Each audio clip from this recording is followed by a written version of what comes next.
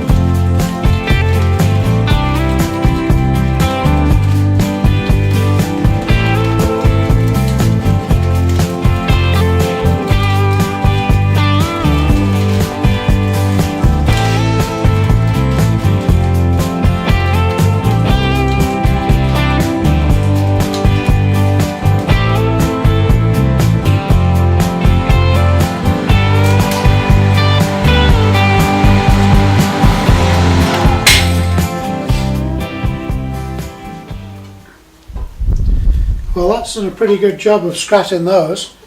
I'm really pleased with the way that's come out. You can have a look at the texture of that. It's well grated and a lot faster than doing it any other way that I can think of. So there we go, it's £20 roughly of marrow, so that'll make a nice 5-gallon batch. Right, I will have to clean that up of course, but that's for later. Right, so next thing I'm going to do, now that the marrow is all scratted, I'm going to chop up these, just slice them, all of these, this lot, so 4 lemons, 5 oranges and 4 clementines. So these are just instead of oranges, I've just kind of run out of oranges, so I'm just going to put all of that lot in, slice it up, skins and all, and it'll all go into the bucket. Right, so that's the marrow, the oranges, lemons and the tangerines or mandarins, whatever they are. So they're all sliced up, and I'm going to add some boiling water over that now. And you can see there's actually quite a lot of juice already. See, the juice is up to this mark, so that's pretty good. So I'm going to cover that with boiling water, and then I'm going to add the yeast and nutrient once it's cooled, and then it'll be standing in that bucket covered for about 5 days, and then it'll be strained after that. Well, I just checked the recipe there, and I'd forgotten to add something, which is the ginger root. So I've sliced that up. There was 100 grams of ginger root in here. You can see it there. I've just sliced it up and bruised it just with the back of a knife. Just give it a good smack on the back with a knife onto a hard board, and that should be enough to do what we need. So that's the last thing that needs to go in. I've got to put some more water in yet. I'm still boiling the kettle for that. So I'll put another 2 kettlefuls in there, I think, which will bring it up to about 3-gallon mark, and then we'll let it cool down and add the yeast and nutrient. Hello, it's been 5 days since I put the marrow and the oranges and everything else into the bucket. It's been fermenting very well, and I've been stirring it every day just to make sure that it's getting all those flavours out there. So I'm now going to strain it. I'm actually going to use my apple cider press for straining it. It's got a bag in there, and I can also put a bit of pressure on the residue. So I'll show you that right now. So here's the press, and I've already filled it with the liquor, and if we look down here we can see there's the juice coming out and going into the 5-gallon fermenter. So I'm just going to put a few turns on that now, and we'll see how we get on.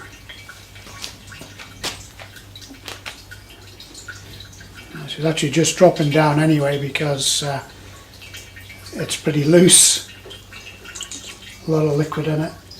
I'm just going to slowly do it. You'll see the flow is increasing now. This is, I'm putting a bit of pressure on there, and this will allow us to get all of the flavour and all of the liquid into the fermenter. Now, it seemed like there's quite a few bits squirting out here, which have got some of the sort of marrow in fairly fine form. So I decided to put in an extra filter in here. So it's just a finer muslin, and that should just allow any other excess to come out, to be taken out of the liquid. Should probably have put that in at the start, but there we go.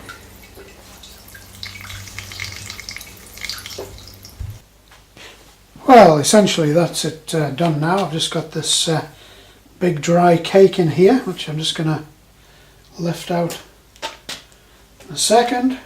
Put that on there. And this this can just go into the compost, and that'll do fine in there. But a pretty good press. That's we've got about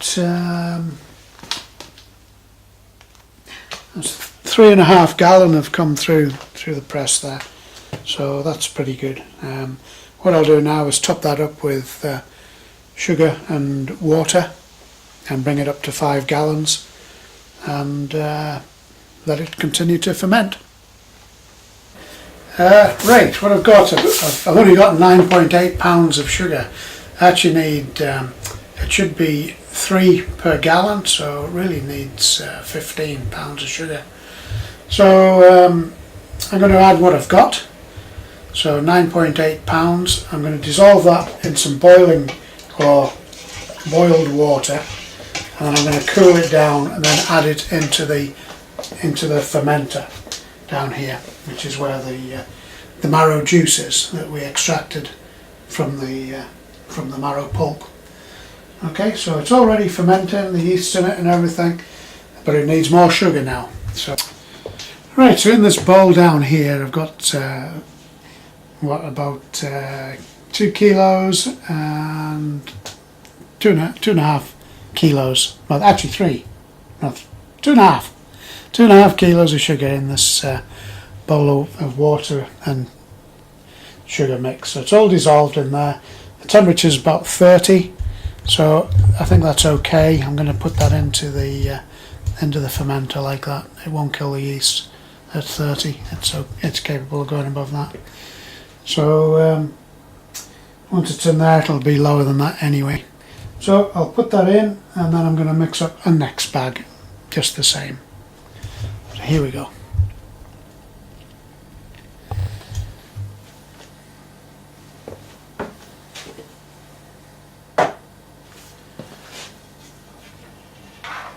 Geez, that's heavy. A lot heavier than you think.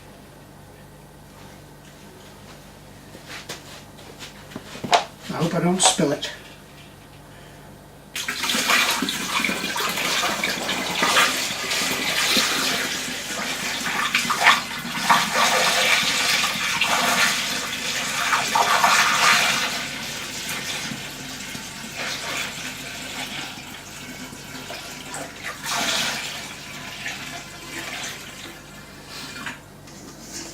Okay, what's that brought us up to in terms of... oh yeah, we're pretty close now. In fact, we're very close on 5 gallon. So yeah, I'm just going to have to tip the rest of the sugar in there, I think.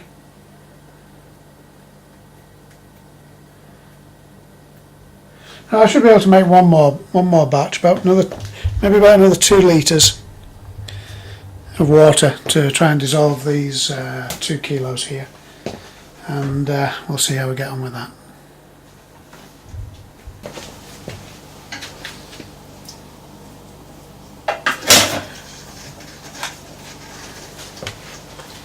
Well, here goes the last batch. So I actually found another kilo of sugar, so that's gone in as well. So here we go. This is pretty gloopy stuff. It'll dissolve in there, I think. It's another 4 litres of water. This is at 25 degrees now.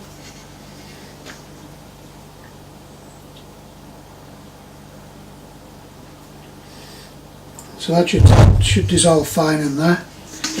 I'm just going to put a little drop more just to swirl this out. Quite hard to dissolve that amount of sugar in even in 4 litres of water.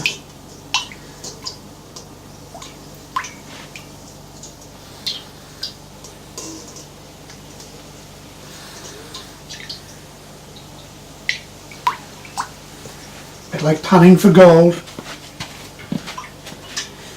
with the certainty of not finding any, of course.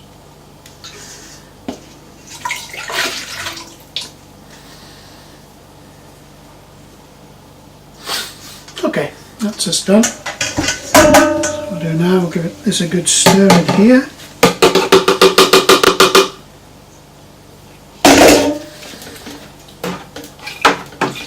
And hopefully the yeast will get to work.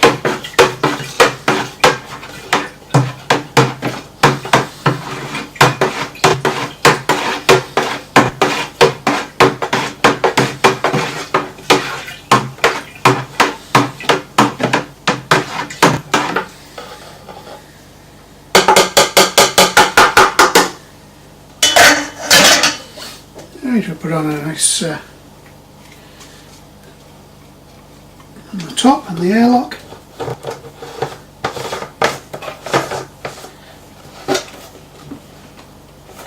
It's all good and tight.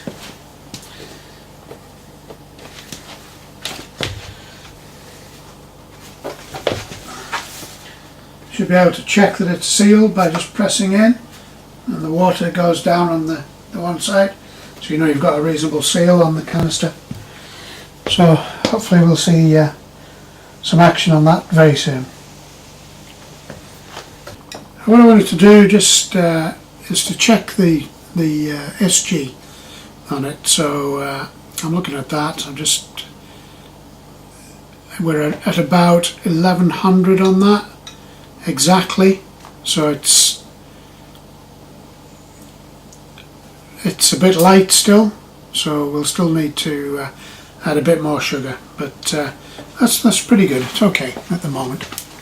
It would make a nice light wine, but we'll see how that goes.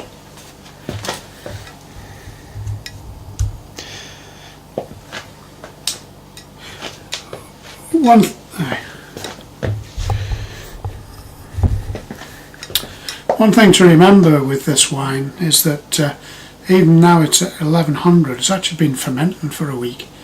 So it's been working on the oranges and lemons and the Marrow sugars themselves. So this has probably already got a fair amount of alcohol in it. So I don't know, that could be equivalent to about 1120 thereabouts in terms of sugar. So it might just be perfect at that. So I think what we'll do is we'll ferment that out and see what it's looking like and tasting like before I add any further sugar to it.